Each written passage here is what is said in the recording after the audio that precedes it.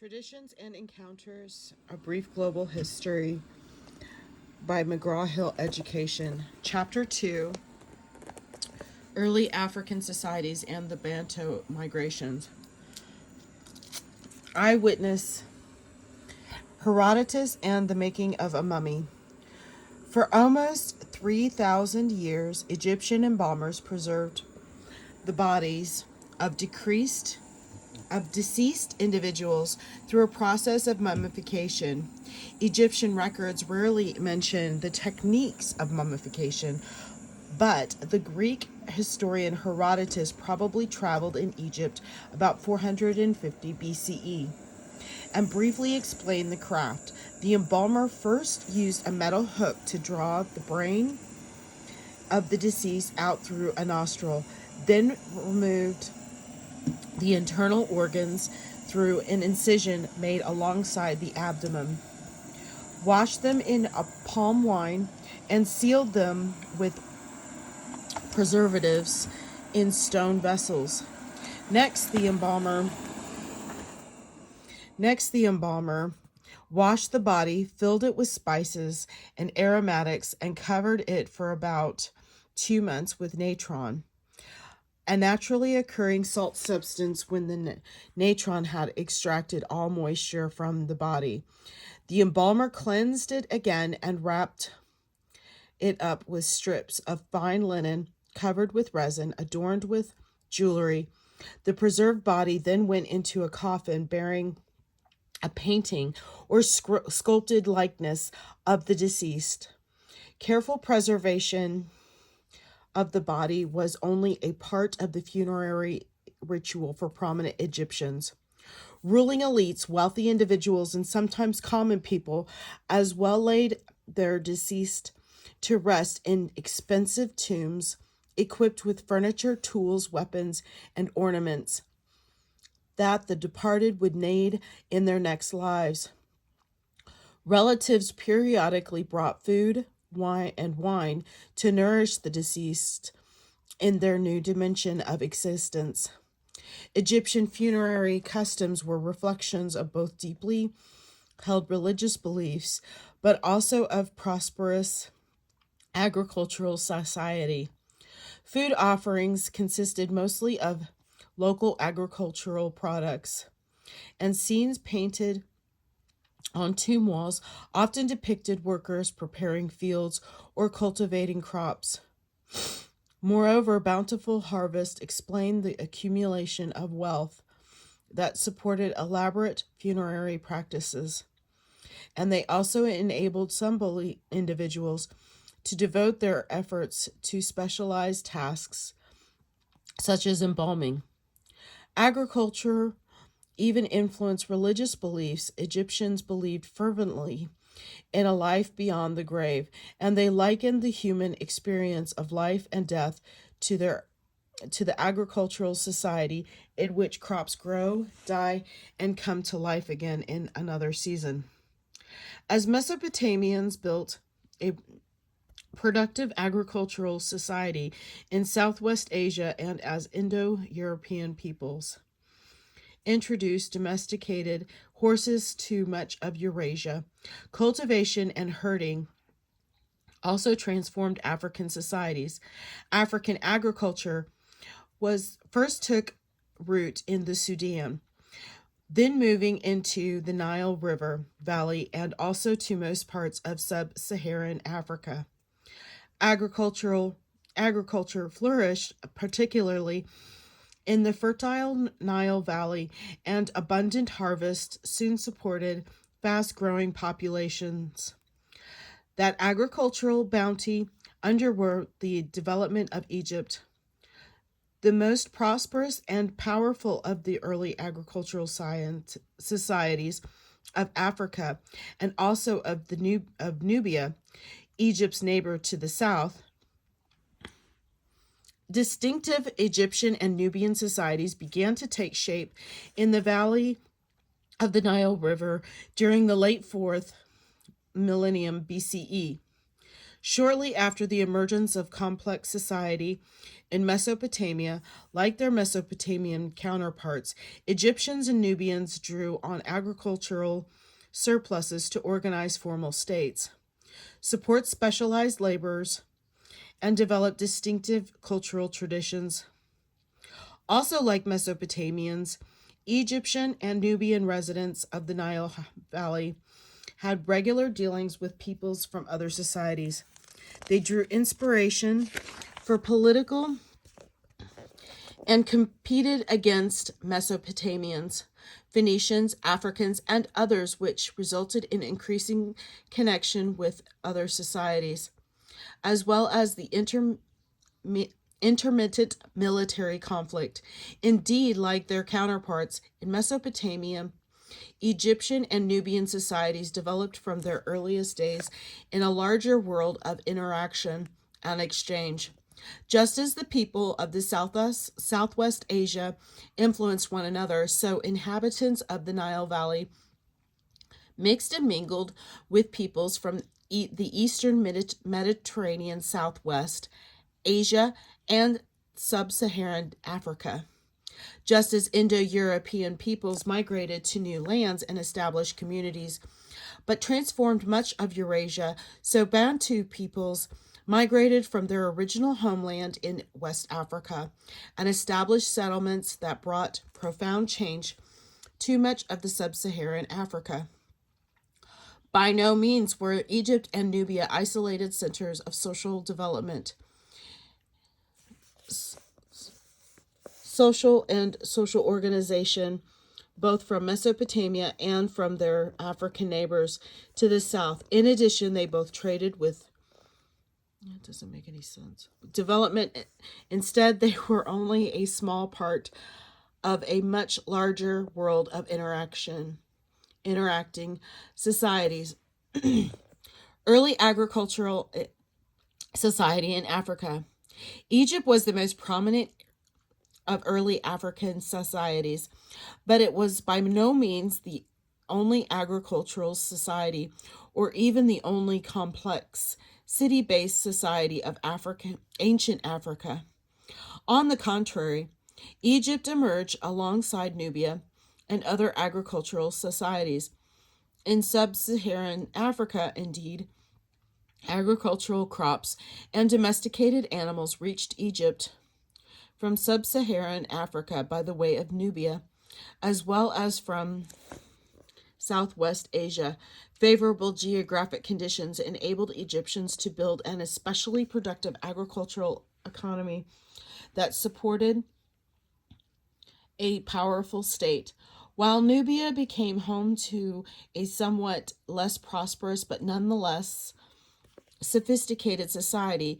Peoples taking shape as distinctive societies, Egypt had regular dealings with both Eastern Mediterranean and Southwest Asian peoples, and Nubia linked Egypt and the Eastern Mediterranean basin with the peoples and societies of sub-Saharan Africa.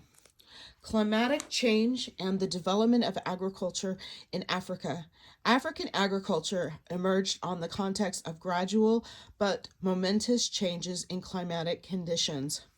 About 10,000 BCE, after the end of the last ice age, the area now occupied by the Sahara Desert was mostly a grassy steppe with numerous lakes, rivers, and streams. Indeed, climatic and geographic conditions were similar to those of Sudan, a region of savanna and grasslands that stretches across the African continent between the Sahara to the north and the tropical rainforest to the south. Early Sudanic agriculture. After about 9,000 BCE, peoples of the eastern Sudan domesticated cattle and became nomadic herders, but also continued to collect wild grains. After 7,500 BCE, they established permanent settlements and began to cultivate sorghum. Meanwhile, after about 8,000 BCE, inhabitants of western Sudan began to cultivate yams in the region between the Niger and Congo rivers. Sudanic agriculture became increasingly diverse over the following centuries. Sheep and goats arrived from Southwest Asia after 7000 BCE, and Sudanic people began to cultivate gourds, watermelons, and cotton after 6500 BCE. Agricultural productivity and the need for order led Sudanic peoples to organize small-scale states. By about 5000 BCE, many Sudanic peoples had formed small monarchies ruled by kings who were viewed as divine or semi-divine beings. Sudanic people also developed religious beliefs that reflected their agriculture society. They recognized a single divine force as the source of good and evil, and they associated it with rain, a matter of concern for any agricultural society. Climatic change. After 5000 BCE, the northern half of Africa became much hotter and drier than before. The Sahara Desert, in particular, became increasingly arid and inhabitable. This process of desiccation drove both humans and animals to regions that offered reliable sources of waters, such as lakes and rivers. One of those regions was the valley of the Nile River, the principal source of water flowing through North Africa. The Nile River Valley, fed by rain and snow in the mountains of East Africa, the Nile, which is the world's longest river, courses from 6,695 kilometers, which is about 4,160 miles, from its source to Lake Victoria, to its outlet through the delta to the Mediterranean Sea. Each spring, rain and melting snow swell the river, which surges north through the Sudan and Egypt. Until the completion of the High Dam at Aswan in 1968, every year the Nile flooded the plains downstream. When the waters receded, they left behind a layer of rich, fertile alluvial deposits that supported a remarkably productive agricultural economy throughout the Nile River Valley. Egypt and Nubia, gifts of the Nile. Agriculture transformed the entire Nile River Valley, with effects that were most dramatic in Egypt. In ancient times, Egypt referred not to the territory embraced by modern state or of Egypt, but rather to the ribbon of land bordering the lower third of the Nile, between Mediterranean and the river's first cataract, an unnavigable stretch of rapids and waterfalls near Aswan. Egypt enjoyed much larger floodplain than most of the land to the south, known as Nubia. The middle stretches of the Nile Valley between the river's first and sixth cataracts. As the Sahara became increasingly arid, cultivators flocked to the Nile Valley and established societies that depended on intensive agriculture. Because of their broad floodplains, Egyptians were able to take a better advantage of the Nile's annual floods than their neighbors to the south, and they turned Egypt into an especially productive agricultural region that was capable of supporting a much larger population than were Nubian lands because of its prosperity. The Greek historian Herodotus proclaimed Egypt the gift of the Nile. Early agricultural in the Nile Valley. Geography ensured that Egypt and Nubia would come under the influence of both sub-Saharan Africa and Eastern Mediterranean basin.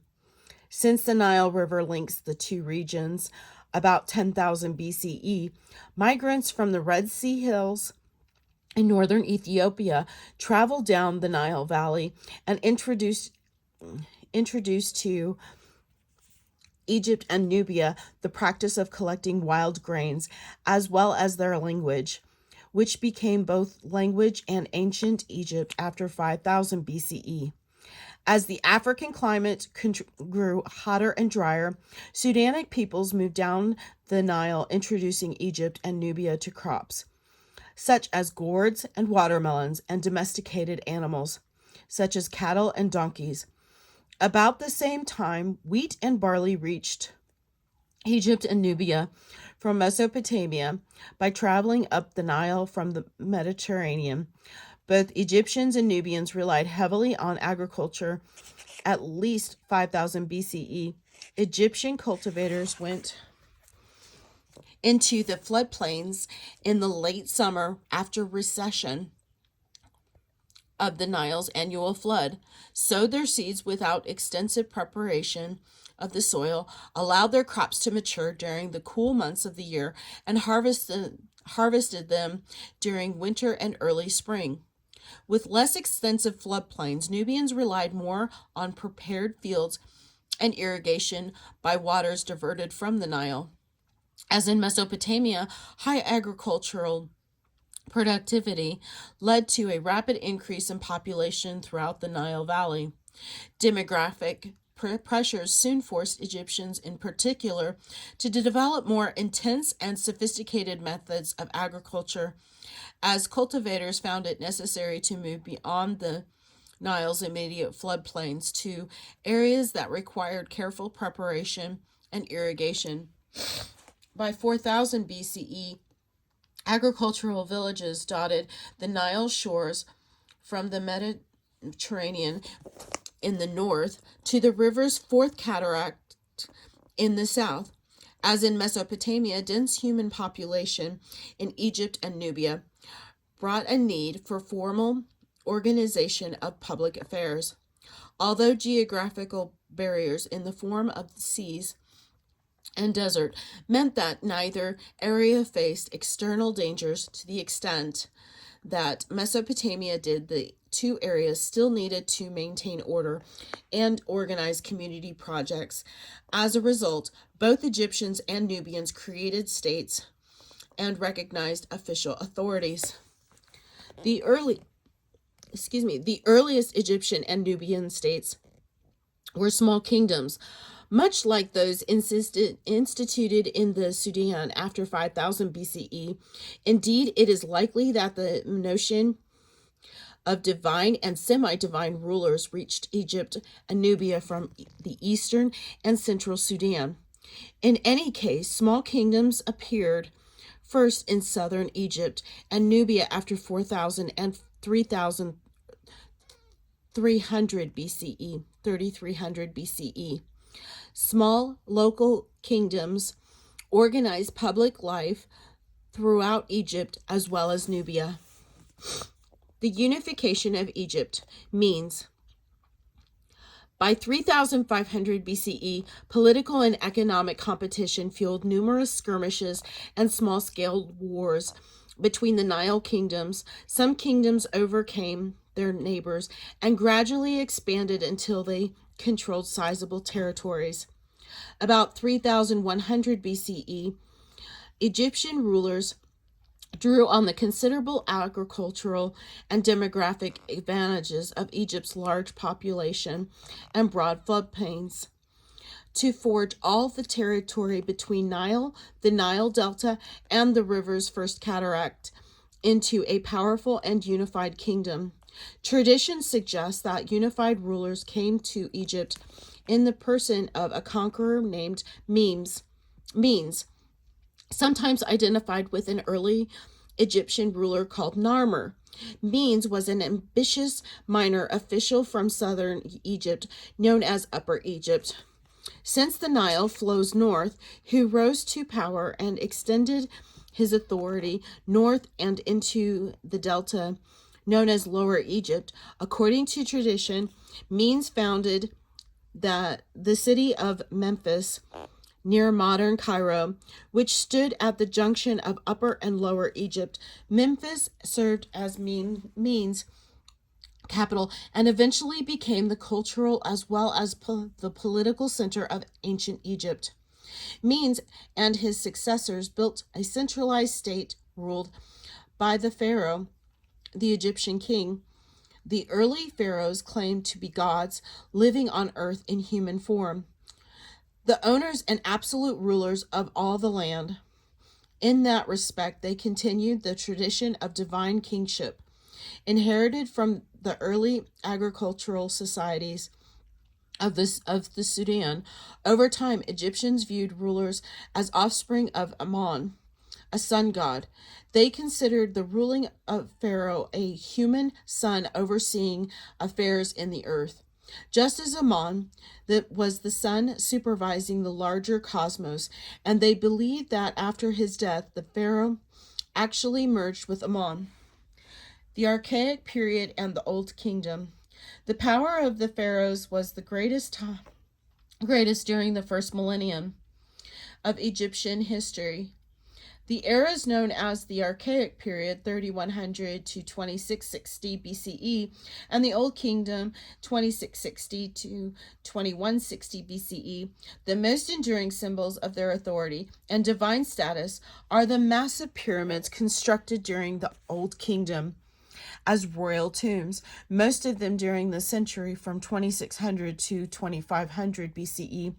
These enormous monuments stand today at Giza near Cairo as testimony to the pharaoh's ability to marshal Egyptian resources. The largest is the Pyramid of Khufu, also known as Cheops, which involved the precise cutting and fitting of 2.3 million limestone blocks weighing up to 15 tons with an average weight of 2.5 tons. Scholars estimate that the construction of Khufu's pyramid required the service of some 84,000 laborers, working 80 days per year for 20 years. Relations between Egypt and Nubia. Even after the emergence of the strong Pharaonic state, the fortunes of Egypt and Nubia remain closely intertwined. Egyptians had strong interest in Nubia for both political and Nubia kingdoms that might threaten Upper Egypt, and they desired products such as gold, ivory, ebony, and precious stones that were available only from southern lands. Meanwhile, Nubians had equally strong interest in Egypt. They wanted to protect their independence from their large and powerful neighbor to the north, and they sought to profit by controlling trade down the Nile. The early kingdom of Kush. Tensions led to frequent violence between Egypt and Nubia throughout the Archaic period and Old Kingdom. Indeed, Egypt dominated Lower Nubia, the land between the first and second cataracts of the Nile, for more than half millennium, from about 3000 to 2400 BCE. This Egyptian presence in the north forced Nubian leaders to concentrate their efforts at political organization farther to the south in Upper Nubia. By about 2500 BCE, they had established a powerful kingdom called Kush, with the capital at Karma, about 700 kilometers, 435 miles south of Aswan. Though not as powerful as united Egypt, the kingdom of Kush became a formidable and wealthy state in its own right. In spite of constant tension and frequent hostilities, Egypt and Nubia remained connected in many ways. About 2300 BCE, for example, the Egyptian explorer Harkov made 4 expeditions to Nubia. He returned from one of his trips with a caravan of some 300 donkeys bearing exotic products from tropical Africa, as well as a dancing dwarf, and his cargo stimulated Egyptian desire for trade with southern lands. Meanwhile, by the end of the Old Kingdom, Nubian mercenaries had become quite prominent in Egyptian armies. In fact, they often married Egyptian women and assimilated into Egyptian society. Turmoil and empire. The Middle Kingdom. Toward the end of the Old Kingdom, high agriculture productivity made several regions of Egypt so prosperous and powerful that they were able to ignore the pharaohs and pursue their own interest. As a result, the central state declined and eventually disappeared altogether during a long period of upheaval and unrest, 2160 to 2040 BCE. Pharaonic authority returned with the establishment of Middle Kingdom, 2040 to 1640 BCE. Pharaohs of the Middle Kingdom were not as powerful as their predecessors of the Old Kingdom, but they were effectively stabilized Egypt and supervised relations with neighboring lands. The Hyksos, Gradually, however, Egypt came under the pressure of foreign peoples from Southwest Asia, particularly the Semitic people, whom Egyptians called the Hyksos, foreign rulers. Little information survives about the Hyksos, but it is clear that they were a horse-riding nomads. Indeed, their horse-drawn chariots, which they learned about from the Hittites and Mesopotamians, provided them with a significant military advantage over Egyptian forces. They enjoyed an advantage also in their weaponry. The Hyksos used bronze weapons and bronze-tipped arrows, whereas Egyptians relied mostly on wooden weapons and arrows with stone heads. About 1674 BCE, the Hyksos captured Memphis and levied tribute throughout Egypt. Hyksos rule provoked a strong reaction, especially in Upper Egypt, where disgruntled nobles organized revolts against the foreigners. They adopted horses and chariots for their own military forces. They also equipped their troops with bronze weapons, working from Thebes and later from Memphis. Egyptian leaders gradually pushed the Hyksos out of the Nile Delta and found a powerful state known as the New Kingdom, 1550 to 1070 BC. Pharaohs of the New Kingdom presided over prosperous and productive society. Agricultural surpluses supported a population of perhaps 4 million people, as well as an army and an elaborate bureaucracy that divided responsibilities among different offices. Egyptian imperialism. Pharaohs of the New Kingdom also worked to extend Egyptian authority well beyond the Nile Valley and the Delta. After expelling the Hyksos, they sought to prevent new invasions by seizing control of regions that might pose threats in the future. Most vigorous of the New Kingdom pharaohs was Thutmose III, reigned from 1479 to 1425 BCE.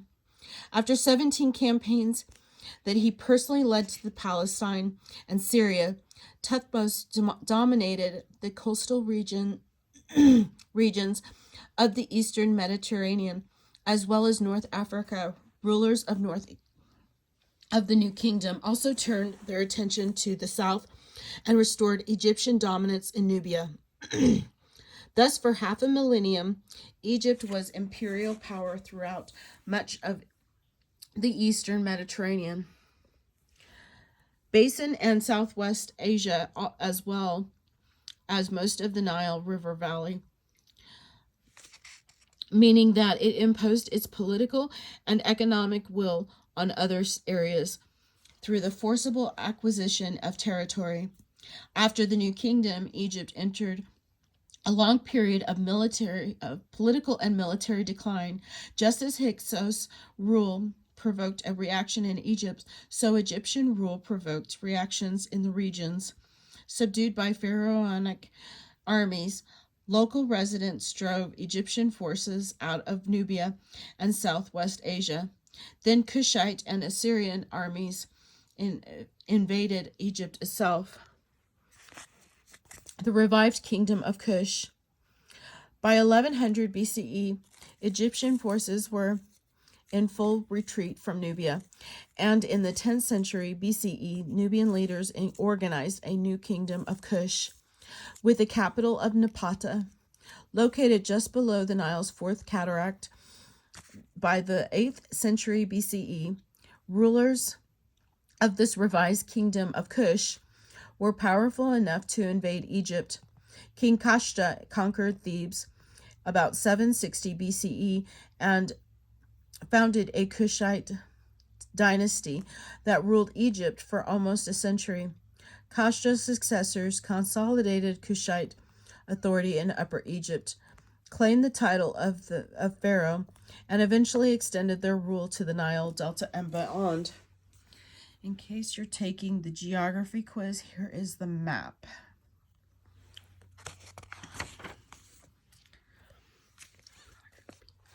Meanwhile, as Kushites